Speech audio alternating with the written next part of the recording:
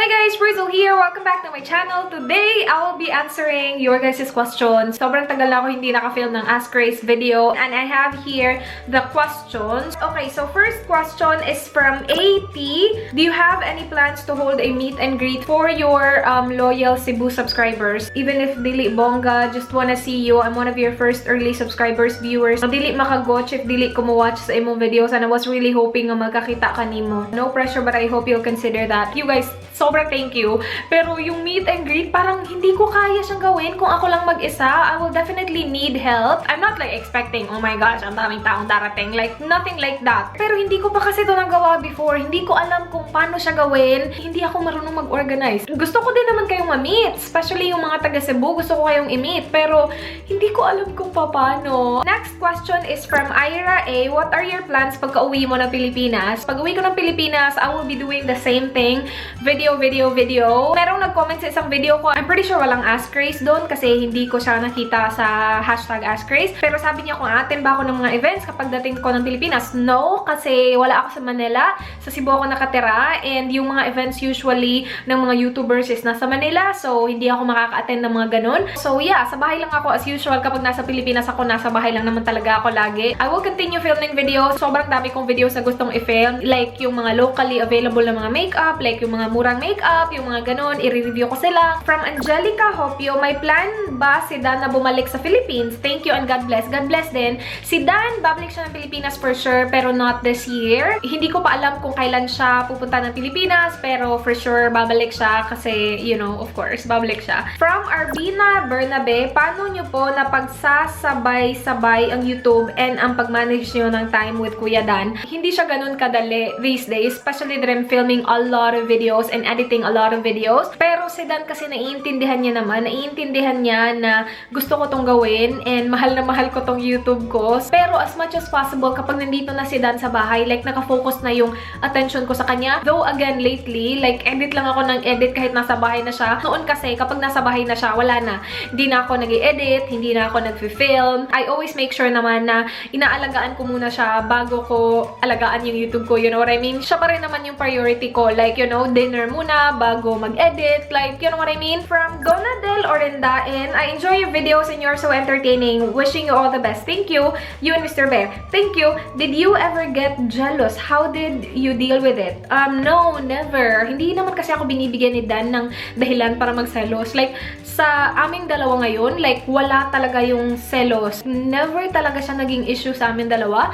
Because again, we don't really give each other reason para magselos. From Bilan Secrets, Drugstore Holy Grail Makeup. Drugstore Holy Grail. Maybelline. Kasi yung favorite concealer ko from Maybelline, yung favorite mascara ko from Maybelline. And yeah, maraming maganda sa Maybelline. Yung mga lipsticks din nila na sobrang mura, na available sa Pilipinas, yung mga Color Sensational, Color Show. Yeah, sobrang gaganda din. So, Maybelline. From Eloisa Marasigan, pag nanonood ako sa'yo, naalala ko talaga yung tita ko, the way ka magsalita at yung diction mo, the way you speak English. But hey, God bless Race. Thank you. I'm just wondering, nagtitake ka pa din ba ng board exam for nurses? Yes, I am a registered nurse, though wala akong experience as a nurse kasi hindi ako nagtrabaho as a nurse. Like, right after ko nag-take ng board exam, kahit na wala pang resulta, I applied sa call center kasi akala ko hindi ako papasa. Like, it was, for me, yung pinaka-mahirap na exam, which was so stupid of me kasi, like, you know, pinag-aralan ko yun for 4 years. Tapos after noon, nag-review pa ako ng bonggang-bongga. Tapos after ko tinake yung exam, sabi ko na hindi ako makakapasa. What if hindi ako makapasa? Tapos wala akong trabaho. So I decided to apply sa call center kahit na wala pa yung results. And yeah, nagustuhan ko yung call center. And kahit na dumating na yung result and nakapasa ako, parang na hindi na muna ako mag-nurse, mag-call center ako. Because I was really having fun. Like, nung patrabaho ko sa call center, I met a lot of like happy, good friends. And like, nagta-travel na kami within Philippines, which I really enjoyed. So yeah, nagstay ako sa call center. And then after call center, gusto ko sana i-pursue yung nursing ko pero hindi natuloy kasi yung opportunity kumatok sa akin and like nabulag ako sa pera kasi malaki yung sweldo. So I took that opportunity and hindi ko naman siya pinigsisihan kasi sobrang okay din naman talaga nang nangyari. Tapos naka-work na ako sa US, Cayman. So okay na okay din naman. From Floor Jasmine, meron siyang 3 questions. Number 1, ano ang ma-advise mo sa mga bagong graduate na naghahanap ng trabaho? Anong trabaho ang magandang magandang applyan. Hindi naman kasi sobrang dami yung trabaho na na-experience ko noon. So, wala akong masasabi na, oh, ito yung trabaho na magandang applyan. Pero, para sa akin, kung ano yung gusto mong gawin, gawin mo. Huwag maging choosy sa trabaho kasi kaka-graduate pa lang. Kung ano yung available and gusto mo naman gawin, go for it. If you like speaking English and you think you can work sa call center, try call center. Ang daming call center sa Pilipinas. Number 2, paano mo nahanap ang trabaho mo sa call center? Actually, hindi ako yung nakahanap noon. Again, after siya ng board exam, tapos yung classmate ko, sabi niya sa akin, mag-apply ako sa call center. Gusto mo sumama? So, sabi ko, sure. So, sumama ako sa kanya. Isang resume lang yung print ko, you guys, kasi wala naman akong kaalam-alam sa pag-apply ng trabaho. Siya, I think she printed like 5 resumes. Ako, isa lang. And I'm so lucky na natanggap ako sa first na in-applyan namin kasi kung wala na akong resume, kaloka. Pero, yeah, siya yung nakahanap nun. I worked sa Qualphone, by the way. If you guys are from Cebu, siguro familiar kayo doon. And kung meron ako mga viewers na nagtatrabaho sa Qualphone, hello! Pero yeah, doon ako nagtrabaho. And again, I didn't regret it. I loved it. Number 3, ano ang ma-advise mo sa mga viewers para makapag-ipon ng pera katulad mo? Ano yung motivation na masishare mo sa mga viewers mo para mag-ipon? Thank you, Race. Love your video. Stay pretty and in love. Thank you so much. Sa akin, yung motivation ko kasi is wala na kasi akong ibang maaasahan kundi yung sarili ko. Kaya, I always make sure na nag-iipon ako. Like, I'm not saying na hala, hindi ako tutulungan ng parents ko. But like, by the time na na-receive ko yung unang sweldo ko sa call center, dun sinabi ko sa sarili ko na I'm on my own na. Like, financially, I'm financially independent na kasi meron na akong pera. Yung motivation ko sa sarili ko is sinabi ko na ikaw na. Hindi mo na maaasahan yung pamilya mo pagdating sa pera. So, I always make sure na, again, meron akong pera, meron akong ipon. From Hazel Ricalde, what do you think will be your marrying age? And if ever it's going to be with Mr. Bear, will you do it here in the Philippines or there in Australia? My marrying age, 26. Kasi I think magpapakasal na kami next year. Oh my gosh. Yes.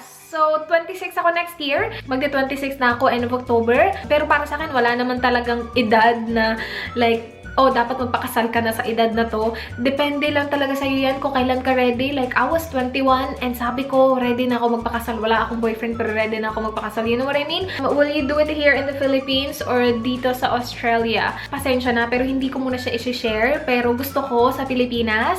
Gusto ni Dan dito. So, we'll see. We'll see what happens. So, siguro dito at saka doon. O, diba? Bongga, dalawa. From Janella Faith Pamintuan, kung magiging mag-asawa kayo na Mr. Bear, ilang anak ang like mo? Gusto ko dalawa. Gusto niya din dalawa. Like, gusto namin babae at saka lalaki. Pero sabi ko, kapag dalawang babae yung nauna or dalawang lalaki, gusto ko i-try ulit. I-try ulit and see kung, yeah, hindi ko alam though. Like, siguro dalawa lang. Hindi madali yung magkaanak ngayon. From K20, skincare or makeup? What do you prefer? Skincare. Alam niyo naman ako, like, lumalabas ako ng bahay nang walang makeup, wala akong pakialam. Pero, hindi ako nakakalabas ng bahay nang walang moisturizer kasi feeling ko hubad na hubad yung mukha. Hubad na hubad yung mukha. May damit yung mukha. Pero feeling ko kapag hindi ako naka-moisturizer, parang hindi kompleto. Like, you know what I mean? From Cookie Guzman, hi Miss Bray, sabi here from Dubai, but a Cebuana like you. Ask ko lang kung anong pinaka-biggest challenge na na-encounter mo while you are there in Australia. I can't say na challenge talaga siya. Siguro biggest fear before pa ako pumunta dito at nung nandito na ako is yung mama ni Dan. Kasi yung sinasabi sa akin ni Dan, nung nag-uusap pa lang kami sa phone before pa ako pumunta dito, sabi niya, yung mama niya daw sobrang prangkal. Kung meron siyang ayaw, sinasabi niya talaga. Ganun naman talaga yung pamilya niya. Kung ayaw nila sa'yo, sasabihin talaga nila. Like, ganun talaga sila kaprangka. So, sabi sa akin na Dan, ipapakilala na kita sa mama ko kapag nandito ka na. So, yung plano niya talaga noon is hindi sabihin sa mama niya. Sabi niya sa akin, pagdating mo na dito, ipapakilala kita sa mama ko. Like, yun yung unang gagawin natin pagdating mo galing airport. Like, something like that. Yung sa side kasi na Dan, natatakot siya na baka i-judge ako ng mama niya na hindi pa niya ako nakikilala. So, sabi niya, kasi kapag sinabi ko kay mama na may namit akong Pilipina, baka i-judge kanya agad-agad na hindi pa kanya nakikita. And I'm pretty sure na kapag nakita kanya and nakilala kanya, I'm pretty sure na magiging okay siya sa'yo. Like, something like that. So, yun yung plano niya. Na pagdating ko, yun yung unang gagawin namin. Pupunta kami sa bahay ng mama niya and hello, I'm Razel from Philippines. Like, yun. Pero na-convince siya ng mga kapatid niya na sabihin sa mama niya na darating ako. So, 2 days before ako dumating, sinabi niya sa mama niya. And yung mama niya, yung isa sa pinaka-excited na mamit ako. Sobrang bait. Like, hindi lang yung mama niya. Sobrang bait nila sa akin. Sobrang takot ako sa mama niya nung una. Pero sa ngayon, sa kanilang lahat, yung mama niya yung pinaka-close sa akin. Well, aside from that. Pero like, you know, yung mama niya yung pinaka-close sa akin kasi sobrang bait. So yeah, I'm not sure if I answered your question. Pero like, challenge, fear, like, yeah, yun. From MC Star, hoping Dan will be at your next Q&A because I have a question that I want both of your opinions. Is it selfish to not have kids when I get married? Not planning to get married soon though. Sorry, wala si Dan. Nasa trabaho si Dan. Pero I don't think it's selfish. Para sa akin yung kakaroon ng anak, parang pagpapakasal din na you need to be ready. If you think you're not ready yet na magka-anak, then I don't think that's selfish at all. And I'm pretty sure yun din yung sasabihin na Dan. So, yeah. From Novi Garcia, Ate Race, di ka ba natakot magtrabaho overseas on your first time? No, actually not. Kasi yung pagtatrabaho ko overseas, hindi naman kasi like first time ko na magtrabaho sa kumpanyang yun. Siguro kung yun yung case, yes, matatakot ako. Pero kasi nagtatrabaho na ako sa kumpanyang yun, online nga lang. I was a virtual assistant online before nila ako inabsorb na like gusto ko magtrabaho ka dito sa Cayman. So yeah, hindi ako natakot kasi kilala ko na yung mga tao. Though hindi ko pa na-meet most of them in person, pero like, you know, meron ako idea kasi nakatrabaho ko na sila online, you know what I mean? From Raisa Dominique, saan ka po pinanganak? Sa bahay. Ako yung eldest, diba? Pero sa bahay ako pinanganak. And then si Mark din, na youngest namin, sa bahay pinanganak. Tapos yung tatlong nasa gitna sa ospital. O diba, baliktad. Yung first at saka last sa bahay, tapos yung tatlong nasa gitna sa ospital. Pero, yeah, sa bahay ako pinanganak. I'm not sure kung yan yung gusto mong itanong, like, kung saan ako pinanganak na lugar sa bahay, kung saan kami nakatira, doon sa probinsya namin, yeah. From Maria Del Rosario, Ate Race, if papipiliin ka ng tatlong makeup product na matitira sa makeup mo, alin yun?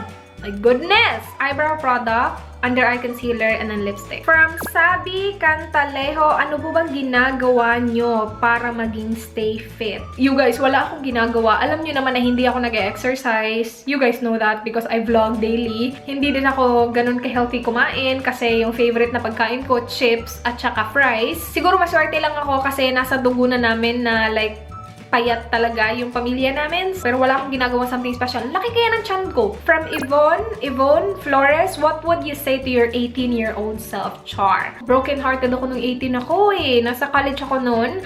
And iniwan ako ng unang boyfriend ko, Char. Iyak ako ng iyak halos gabi-gabi. Sasabihin ko sa sarili ko, mag-move on ka na, kaloka ka, may-meet mo si Dan in the future, so mag-move on ka na. Yun yung sasabihin ko sa 18-year-old self ko. And that is the last question, you guys. If you have any questions, please feel free to leave the comment below with the hashtag AskGrace, and I will do my best to feature that in my next Q&A. Hindi ko pa alam kung kailan yung next Q&A ko, but I will for sure do one in the future. So yeah, hashtag AskGrace in the comment section. That's basically it for this video. Thank you so much guys for watching. Please like this video if you enjoyed. Please subscribe if you haven't already. I hope to see you guys on my next one. Do not forget vegan. Bye!